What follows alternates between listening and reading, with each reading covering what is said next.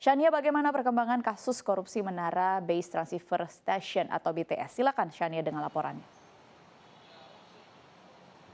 Ya, Dina dan juga pemirsa, selamat siang. Memang Menteri Komunikasi dan Informatika pada hari ini, Johnny G. Plate, dijadwalkan untuk dipanggil sebagai saksi dalam kasus pengadaan pemancar seluler 4G Kominfo atau pengadaan menara BTS Station, di mana memang dijadwalkan pada hari ini pukul 9 pagi untuk dipanggil karena dalam kapasitasnya sebagai Ketua Satuan Kerja di Kementerian Kominfo dan juga sebagai penanggung jawab dan juga pengelola anggaran. Namun demikian pemirsa, berdasarkan konferensi pers yang diadakan pada hari ini di mana dipaparkan oleh Ketut selaku dengan Kepala Pusat Penerang Hukum di Kejaksaan Agung, ia menjelaskan bahwa Sekjen dari Kominfo telah mengirimkan surat terkait dengan berhalangan hadirnya Johnny G. Plate pada pemanggilan saksi hari ini, di mana alasan yang pertama adalah karena Johnny G. Plate harus mendampingi Presiden di puncak acara Hari Pers Nasional di Medan. Dan yang kedua, Johnny G. Plate ini akan mewakilkan pemerintah dalam rapat bersama dengan Komisi 1 DPR RI pada hari Senin tanggal 13 Februari 2023 mendatang terkait dengan rancangan Undang-Undang Informasi dan juga Saksi Elektronik. Dengan demikian, maka berdasarkan keterangan tersebut, Johnny menyatakan akan hadir dan juga sanggup hadir pada hari Selasa tanggal 14 Februari 2023.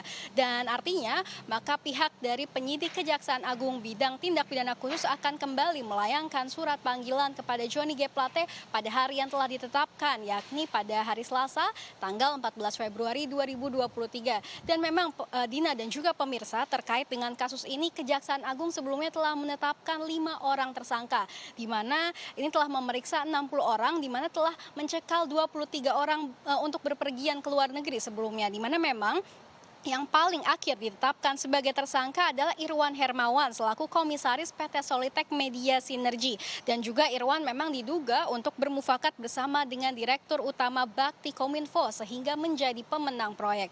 Lalu sebelumnya juga ada Anang Ahmad Latif selaku Direktur Utama Bakti Kominfo yang telah ditetapkan sebagai tersangka dalam rekayasa lelang proyek Menara BTS. Lalu ada 3 tersangka lainnya, yakni Galumbang Menak selaku Direktur Utama PT Mora Telematika Indonesia dan juga Mukti Ali selaku Account Director dari PT Huawei Tech Investment, dan juga ada Yohan Suryanto selaku tenaga ahli utama Human Development di kampus UI pada tahun 2020 yang diduga membuat riset fiktif terkait dengan proyek BTS 4G. Dan juga memang pemirsa dan juga Dina, proyek pembangunan menara pemancar internet cepat 4G Kominfo ini memang ditargetkan untuk mempercepat dari koneksi internet di daerah terdepan, terluar, dan juga tertinggal atau 3T, di mana dalam perencanaan Kominfo akan membangun 4.200 menara BTS di berbagai wilayah, dan juga dengan total nilai pengadaan menara BTS 4G ini adalah berkisaran di 10 triliun rupiah.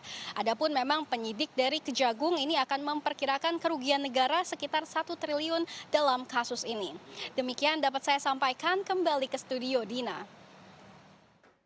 Ya, terima kasih atas laporannya, jurnalis CNBC Indonesia Shania Alatas dan juru kamera Ridwan Hakiki. Selamat bertugas kembali.